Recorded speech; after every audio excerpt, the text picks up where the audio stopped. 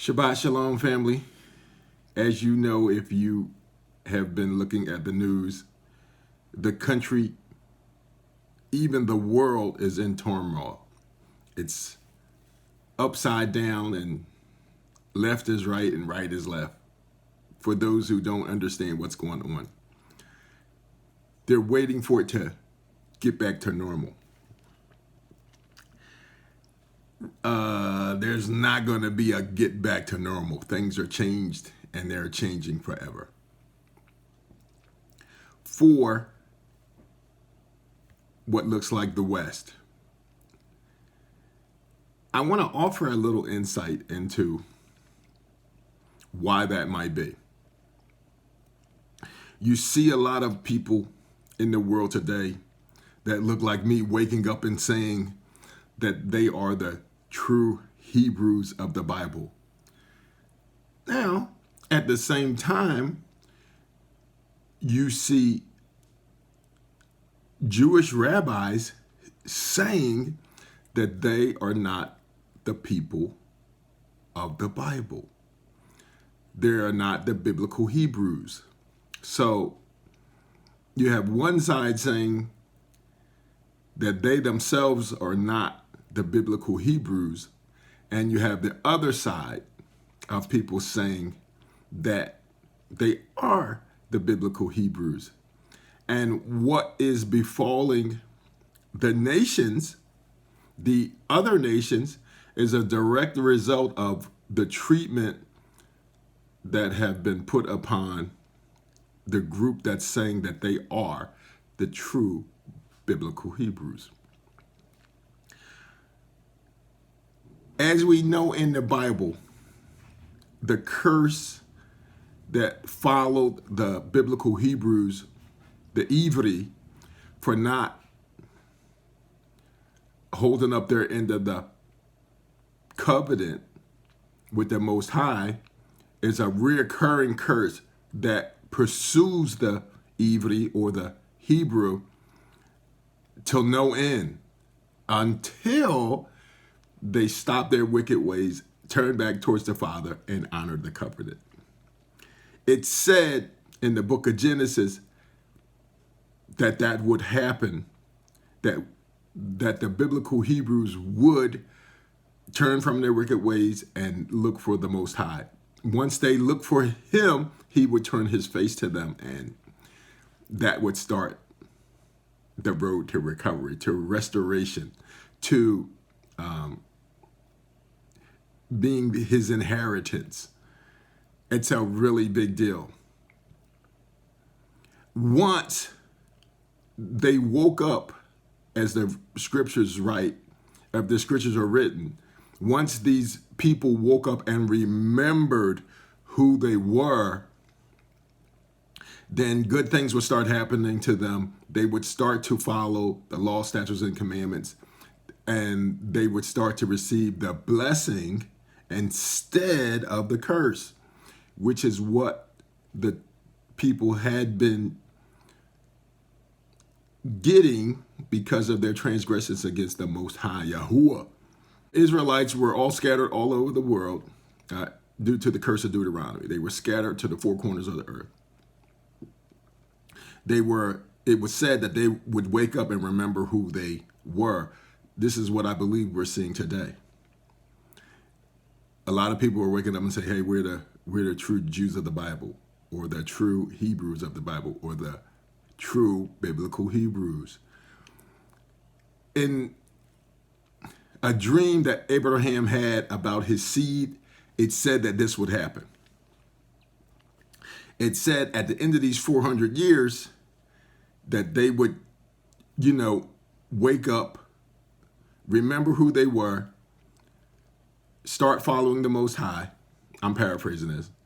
And then the nations, the West, or all nations that had them into captivity, servitude, slavery, those nations would be judged. After that, the Ivri, or the Hebrews would leave with great wealth. Now, we know that that happened in the early days, right? We know that that happened in Egypt. And it was spoken that it would happen again for the last time. Well, we have the transatlantic slave trade. And without making this is going to be a long video anyway, but, it said that we would be scattered. It said that the Hebrews or the Ivri would be scattered all over the world and they would become bondmen and bondwomen. Well, the only thing that's happened to that magnitude was the transatlantic slave trade. There have been other slave trades, the Arabic slave trade, the Indian slave trade, the Portuguese slave trade, just tons of slave trades. Maybe I said African, I don't know. But there were quite a few slave trades, but this was the mega millions of slave trades, the transatlantic slave trade. And what I believe we're seeing now is a continuation of prophecy with the biblical Hebrews being in servitude for 400 years all over these Western countries, waking up and remembering who they were. And at the same time, at the end of the 400 years, which is prophesied, these nations would be judged. Judgment, as we know from the first Exodus, frogs, boils, heat, fire, drought, all of those things. If you turn the news on today, it's eerily similar, isn't it? It's all of the things that happened thousands of years ago is now taking place today.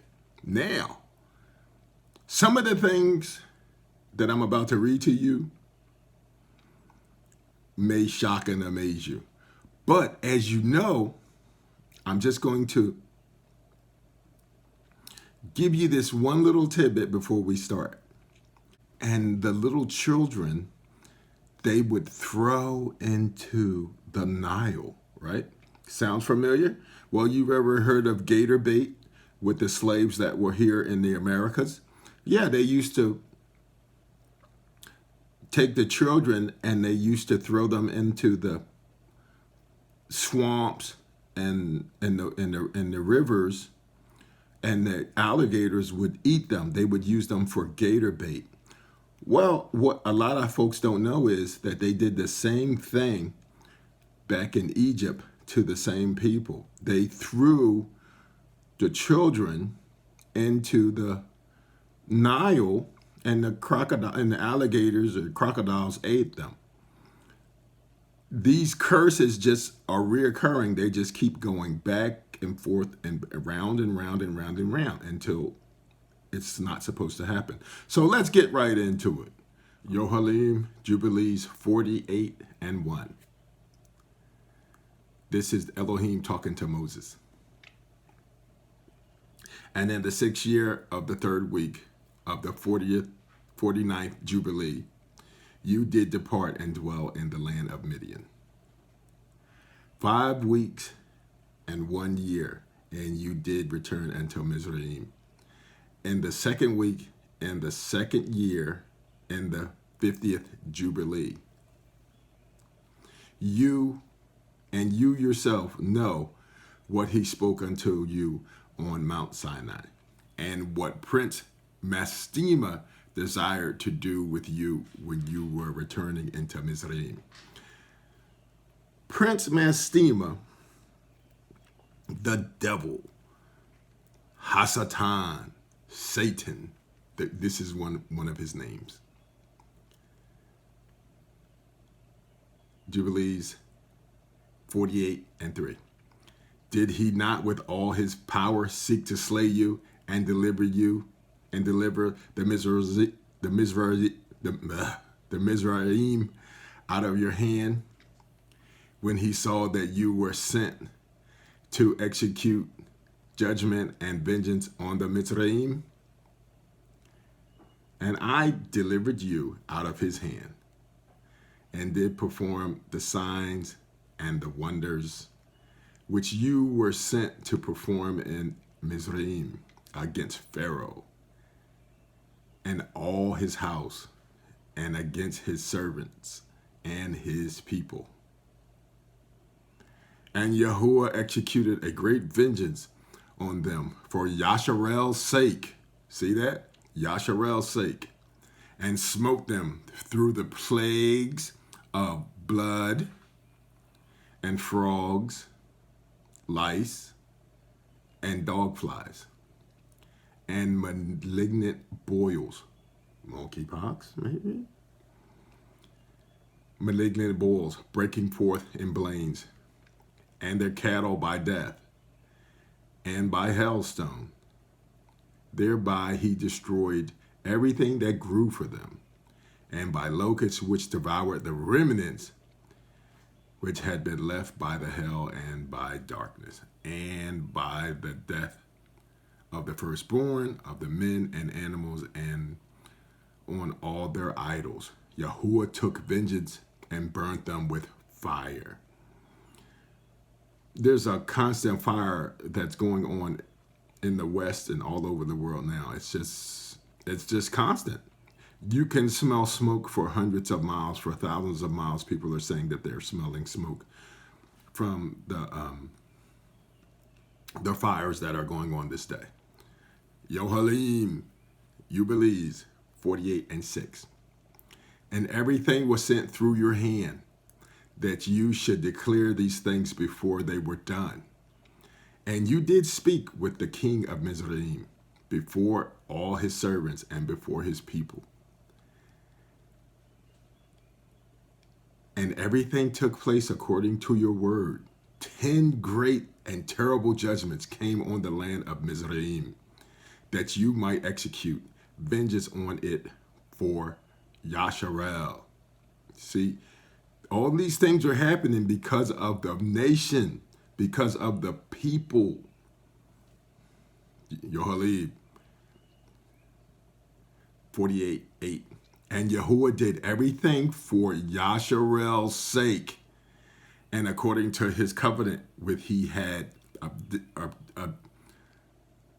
obtained with Abraham, that he would take vengeance on them as they had brought them by force into bondage. See, that's the chattel slavery. If you want to compare that, that would be like the transatlantic slave trade. These nations that were involved in that, if you read down the list of plagues, you'll see that they're pretty much all there. All right, let's see. Yohalim 48:9. And the prince Mastema stood up against you and sought to cast you into the hands of Pharaoh. And he helped the Mizri, sorcerers. And they stood up and wronged before you the evil,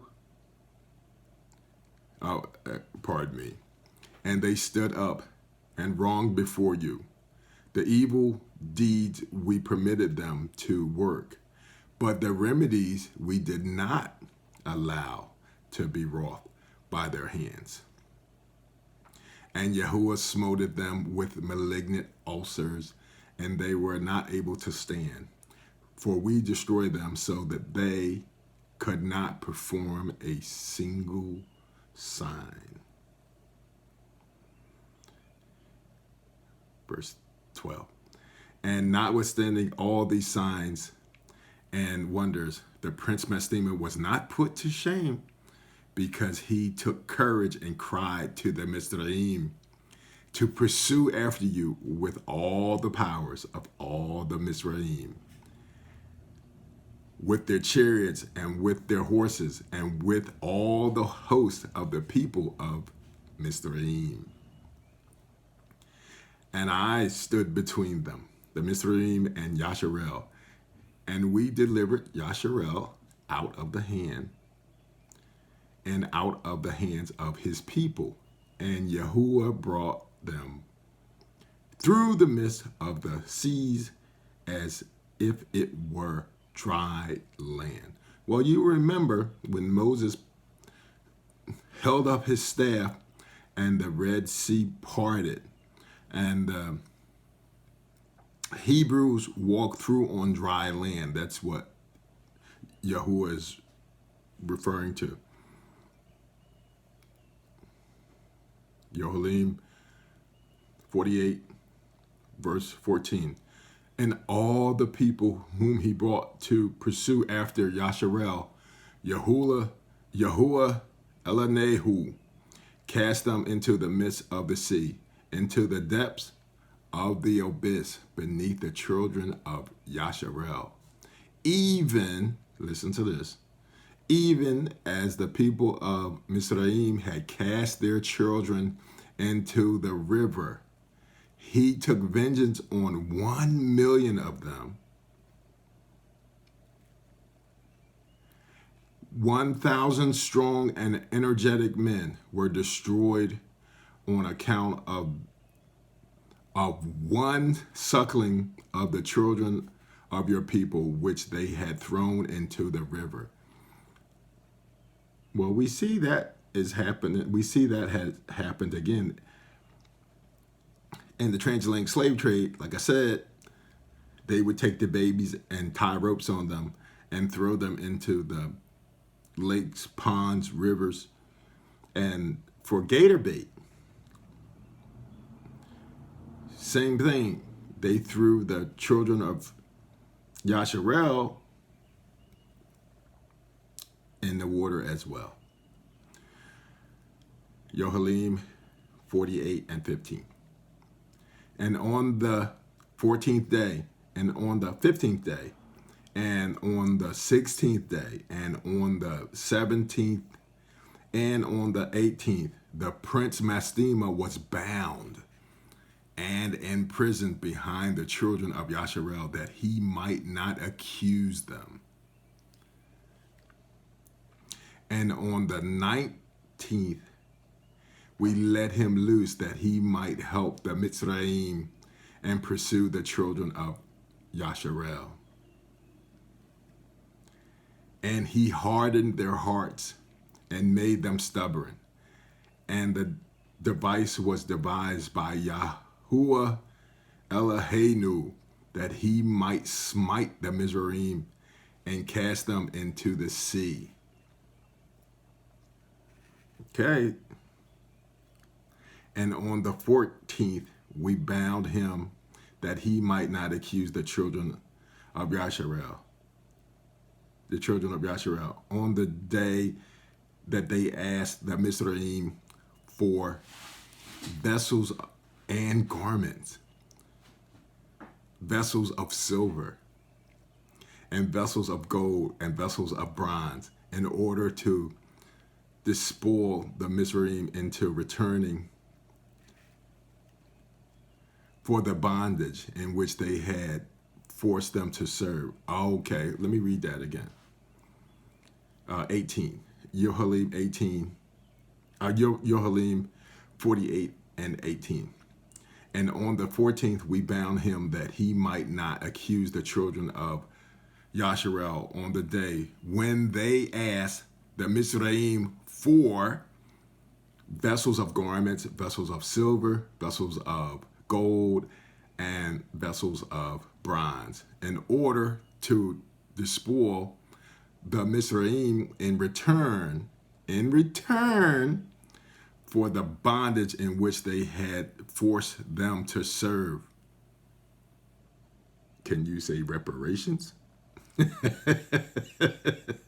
Hallelujah. Hallelujah. Yohalim 48:19. And we did not lead forth the children of Yasharel from Mizraim empty-handed. Okay? So, there it is, folks. You always hear people when in this country and every place else in these European countries, we hear people say, well, you know what? We don't like it here. And what do all these people say? They say, well, if you don't like it here, leave. Well, there's one small problem. If we don't have our inheritance, we're going to be a little short on cash for leaving until that day where the Most High puts the plan in together and we do get our reparations. So look forward to that. Know that you have a blessing coming, family. Hallelujah. Hallelujah.